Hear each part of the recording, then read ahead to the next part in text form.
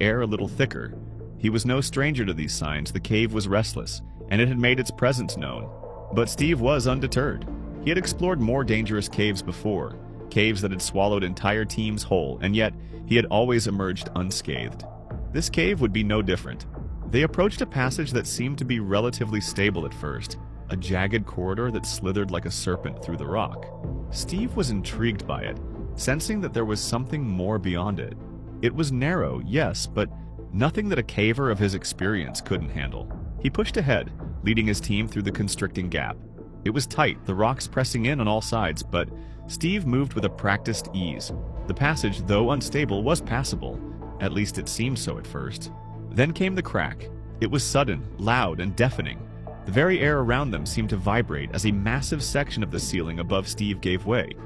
A rumble echoed through the cave as rocks and debris began to tumble from above, showering down with violent force. Steve barely had time to react. His instincts kicked in as the rocks began to fall. He darted to the side, squeezing his body through a narrow gap in the rock wall, hoping to escape the coming onslaught. But fate was not on his side. What should have been an escape route turned into a trap. The gap, which at first seemed like a lifeline, was now a cage. As Steve wriggled through the narrow space, he felt his body become wedged between the rocks. The more he tried to push forward, the tighter the space seemed to become. The rocks, once his saviors, were now his prison. His legs were trapped, pinned against the sharp edges of the stone.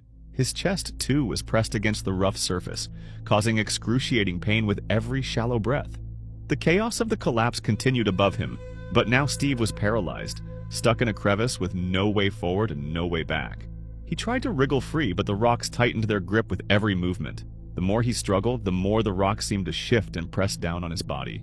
He could feel his ribs beginning to crack. The crushing pressure of the stone